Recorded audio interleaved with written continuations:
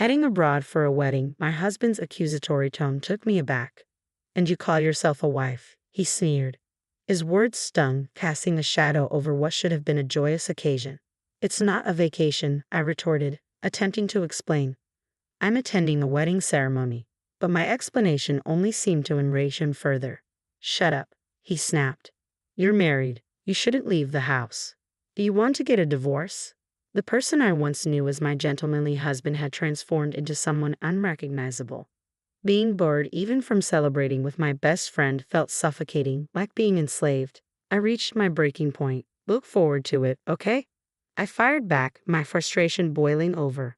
I'll send you straight to hell in no time. My name is Emily, 29 years old. 2 years ago, I took a leap of faith, leveraging my experience from working part-time during my student days to become an independent entrepreneur.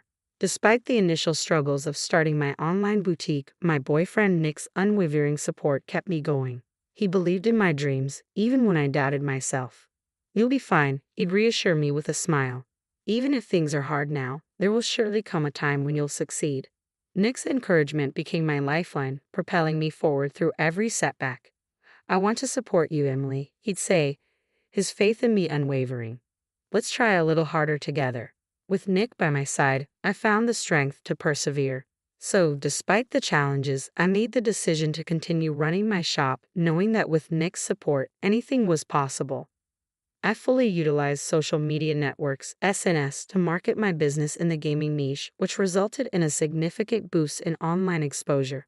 Thanks to this strategy, I witnessed a remarkable increase in the number of customers. My target demographic spans a wide age range, ensuring a large user base for my business. Since everything operates online, I'm spared the costs of rent and labor. This setup allows me to manage my business seamlessly alongside household chores without feeling overwhelmed. With stability achieved, I now enjoy a decent income. However, amidst the success, one thing troubles me deeply: my husband's growing indifference towards me. As my business flourished, his words and actions turned colder by the day. I trace the beginning of this rift back to a seemingly inconsequential incident a few months ago. Upon reaching my sales target for the previous month, I was elated. I rushed to share the news with my husband, Nick, who had just returned from work. Nick, listen, I began excitedly. What's the rush? You seem worked up, he replied. I did it. I hit my sales target for last month. You set quite a high goal, he remarked casually. Yes, we've been close for a while, but I finally achieved it last month. I couldn't have done it without your support. Thank you, I expressed gratefully. Ah, good for you, Nick responded, his tone indifferent. I'm tired today. I'm going to take a shower and head to bed. With that, he left his bag on the sofa and retreated to bed without even touching the dinner I had prepared. I had anticipated his reaction given how supportive he had always been. So, when I excitedly shared the news of reaching my sales target, I expected him to share in my joy. Yet his response was lukewarm at best. Was he simply tired? I wondered. I had hoped for a celebratory moment between us, making his subdued reaction all the more surprising. Despite my disappointment, I couldn't compel my weary husband to feign happiness. As days passed, his demeanor towards me cooled gradually. Initially, I brushed it off as fatigue or a passing mood, but as weeks turned into a pattern of indifference, I grew uneasy. Soon, his disdain became palpable. Whenever I sat at my computer, he'd loom behind me, sneering as he peered at the screen. Checking your sales, he'd taunt, timing his interruptions deliberately, trying to show off how busy you are. Bewildered, I'd retort, it's not like that, Nick. You're the one who's been distant lately. His response pierced through me. Phew, it's exhausting, he sighed, exasperation lacing his words. I trudged home exhausted from work, only to be greeted by someone so emotionally charged. Emotional. Why do you always speak like that? I lament, hoping to share some good news. I've been trying hard, and you've always supported me. That's what pisses me off about you, he retorts sharply. I couldn't care less about your sales. Try improving your housekeeping skills a bit instead of getting excited about such things. His words sting, and I try to reason. There's no need to talk like that. But he's relentless. Quit showing off how busy you are with work. Do it again, and I'm out of here. Got it? Feeling crushed by his harshness, tears begin to well in my eyes. Instead of offering comfort, he wears a sneering smile. a demeanor I've never seen before, a demonic grin that sends shivers down my spine. From that day on, his attitude deteriorates further. I'm no longer allowed the freedom to speak as I used to, always tiptoeing around him, fearing his reaction. Then, a glimmer of light amidst the darkness. I find a wedding invitation for my best friend in our mailbox. Elena and I have been close since school days, and her wedding overseas feels like a beacon of hope in my oppressive daily life.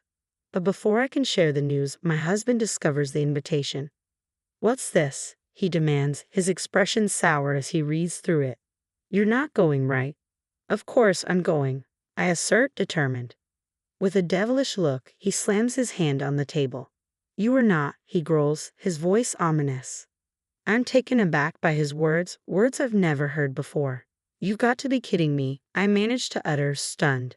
"While I'm working my butt off day in, day out, you're just lounging around at home on the computer. And you're planning on skipping housework again just because of a wedding." "No, you've got it all wrong," I protest. "That's not it. I just want to attend Elena's wedding." "Shut up," he snaps, his tone cutting. "We're married. You shouldn't leave the house. Do you want to get a divorce?"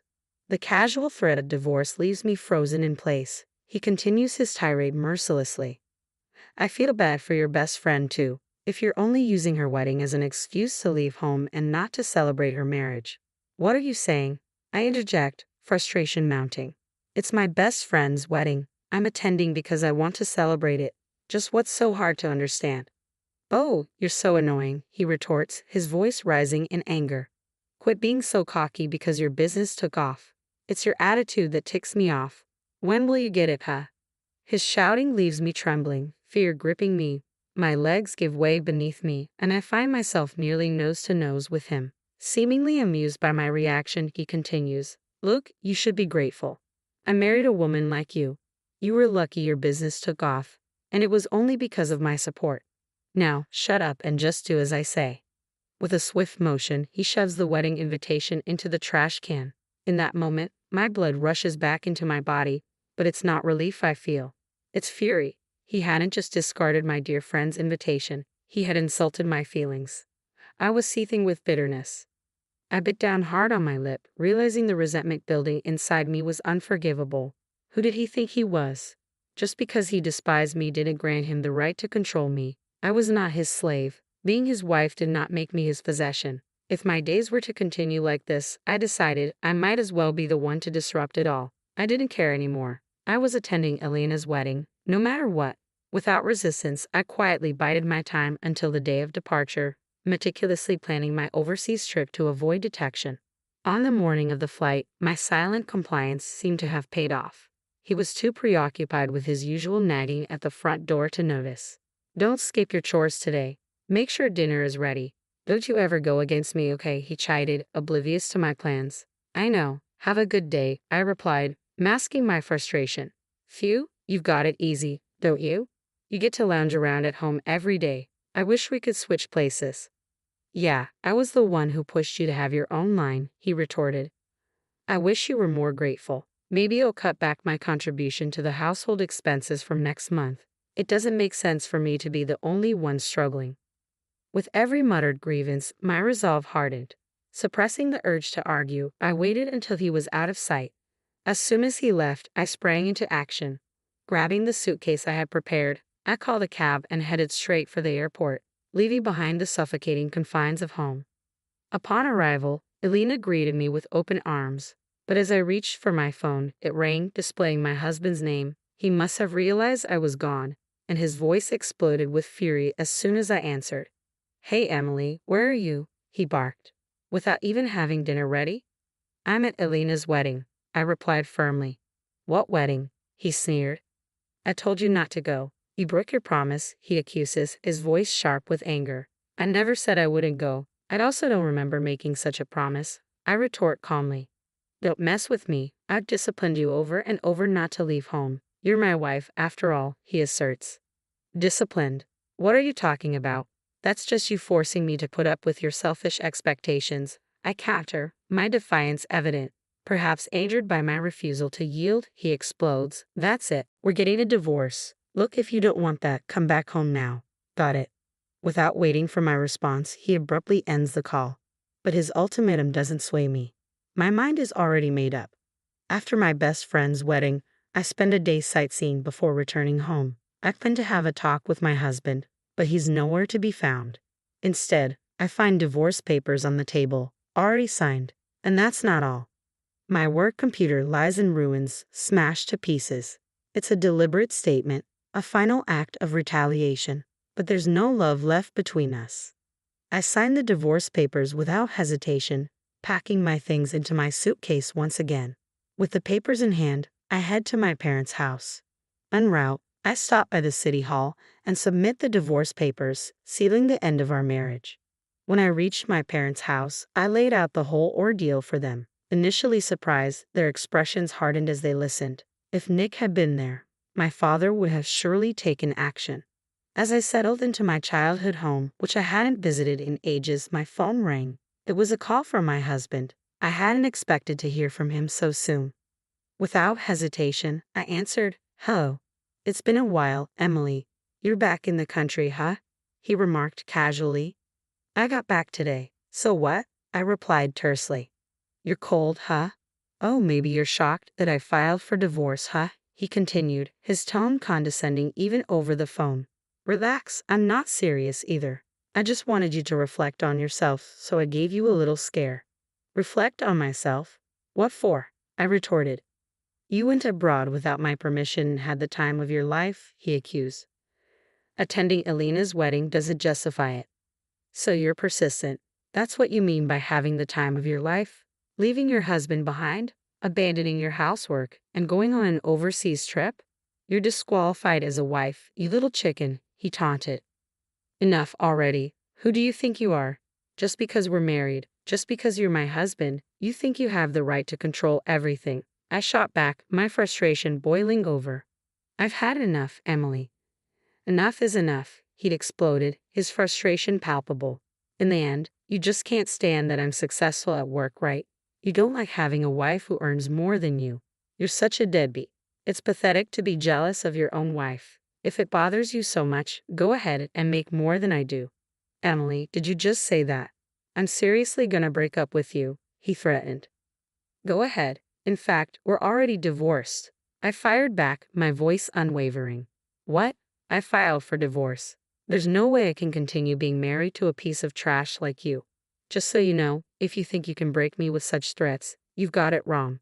I'm not gonna let you manipulate me. Don't ever show me that disgusting face of yours again, you jerk."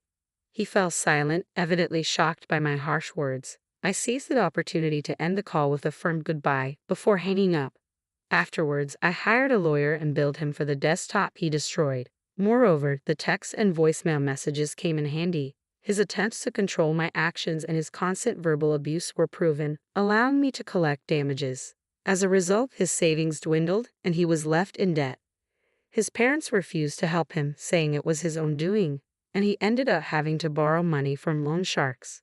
Now, he's stuck in a vicious cycle of borrowing to pay off debt, wandering in his own hell.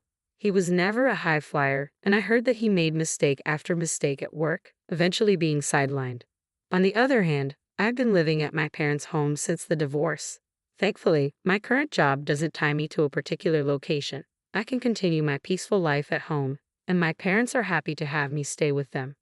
This lifestyle will likely continue for a while. Marriage isn't the only way to happiness. The most important thing is to have a family that cares for you. I've come to realize